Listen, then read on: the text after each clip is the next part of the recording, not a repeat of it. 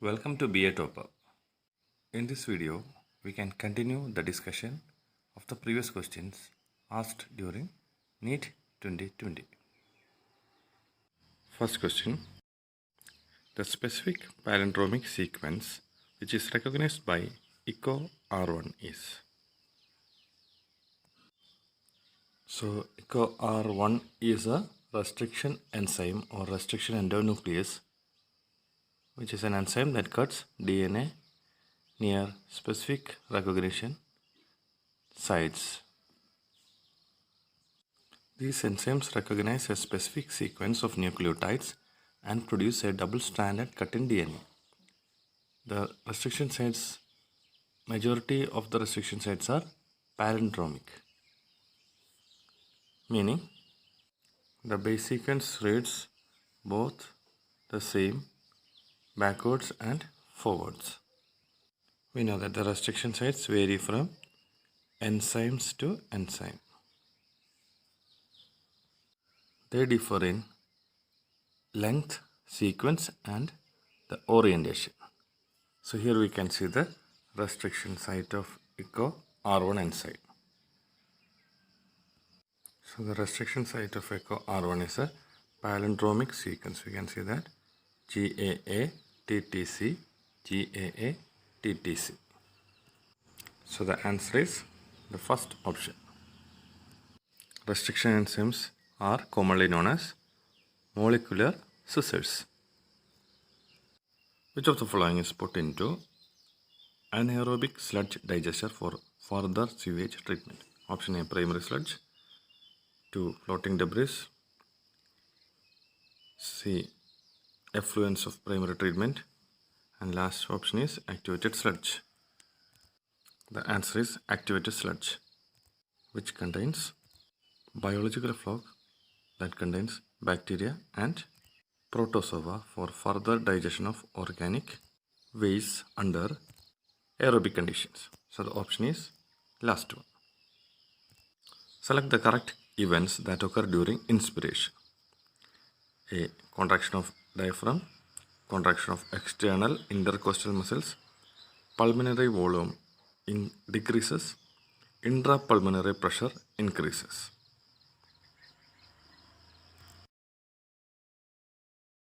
Let's recollect the events during inhalation and exhalation. So during inhalation, the chest expands and the diaphragm contracts. Vice versa as in the case of exhalation. So what happens when the chest wall and lungs expand? The expansion of ribs and movement of sternum upward and outward occurs. This results in the contraction of external intercostal muscles. So as the lungs expand, the pulmonary volume also increases. Pulmonary pressure decreases. So the last two options are incorrect statements. So the option A is the correct answer. Next question. If the head of cockroach is removed, it may live for few days because first option, the supraesophageal ganglia of the cockroach are situated in the ventral part of the abdomen. Second option, the cockroach does not have nervous system. The head holds a small portion of a nervous system while the rest is situated along the ventral part of its body.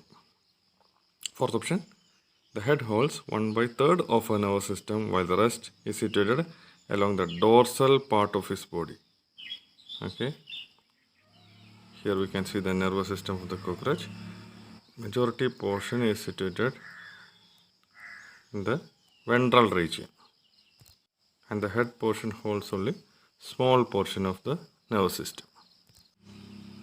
So we can strike the dorsal portion, and the next remaining option is only A and C, of which the most correct answer is C. The head holds a small portion of the nervous system while the rest is situated along the ventral part of the body of cockroach. So it can live even if a head is removed for a few days. Next one is a direct question. Which of the following statements are true for the phylum Chordata? Just go through the options.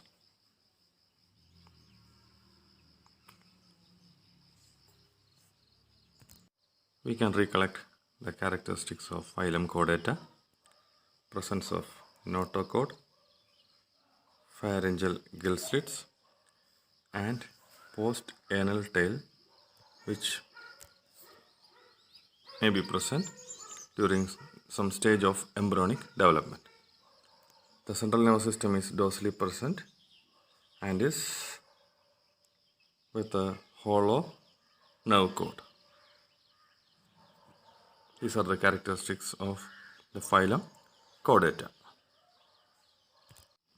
We can remove the last option since the phylum Chordata is divided into some phylums: Vertebrata, Cephalochordata, and Urochordata. So D will not be the answer, as well as the first option. It extends from head to tail and present throughout the life. That is also a wrong statement. So the answer is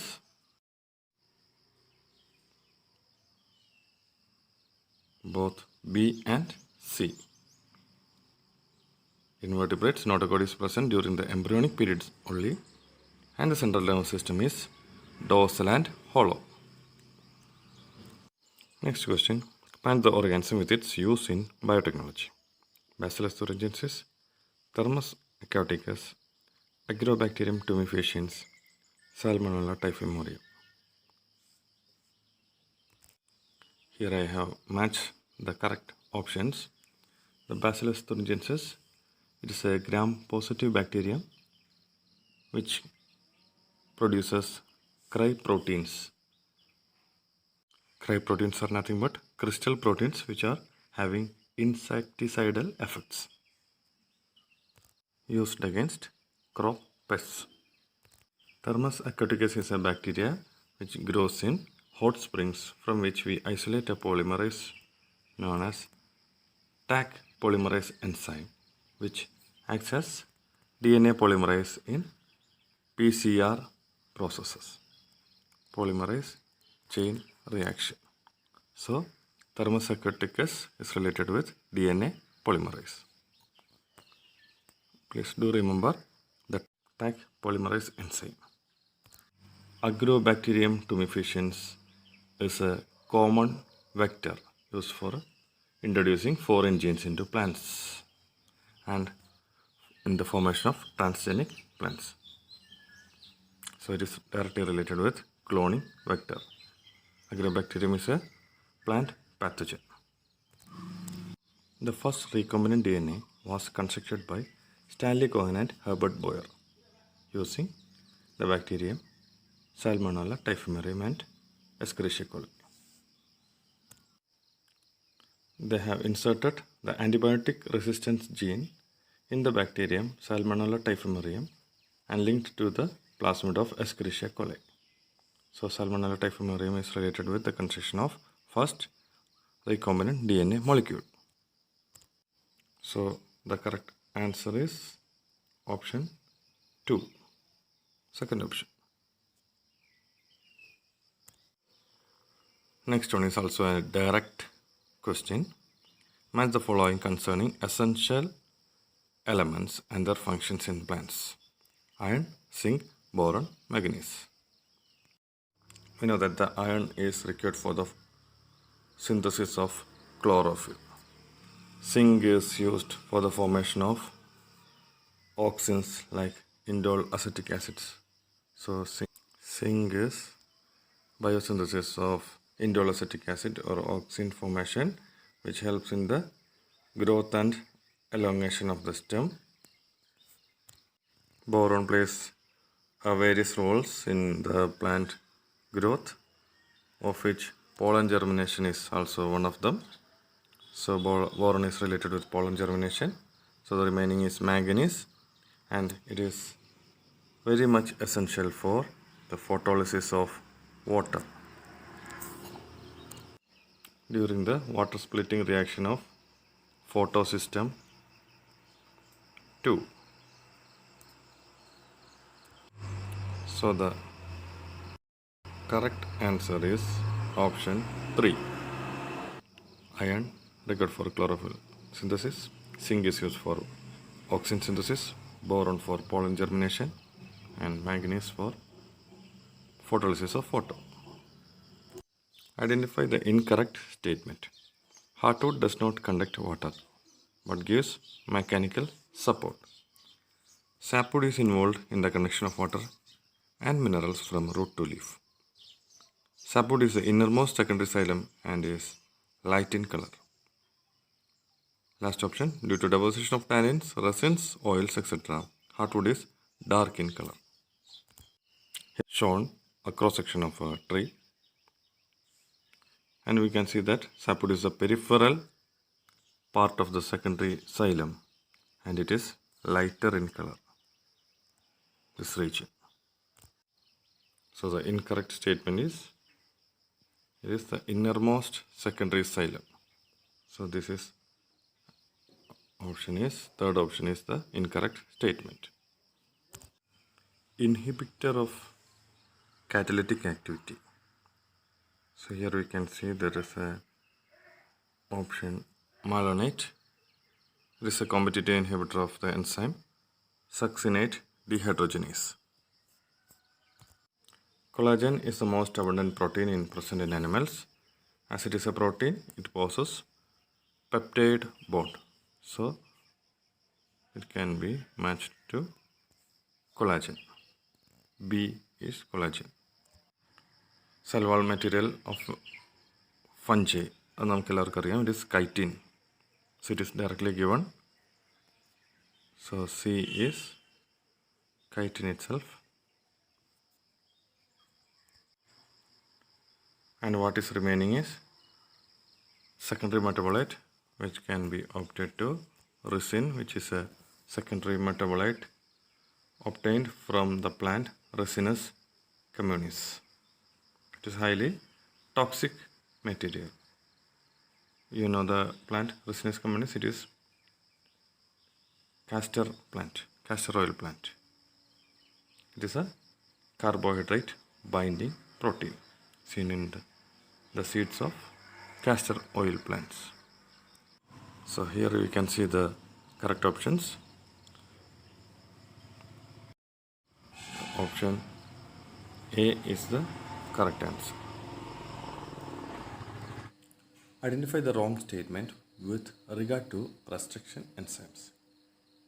Each restriction enzyme functions by inspecting the length of a DNA sequence. They cut the strand of DNA at palindromic sites. They are useful in genetic engineering. Sticky ends can be joined by using DNA ligases. Joining of sticky end is not the function of restriction enzyme. So the answer is D. Wrong statement is D. We shall continue our discussion in the next video. Thanks for watching. Please like, share and subscribe to our channel. Be a topper. Enjoy learning.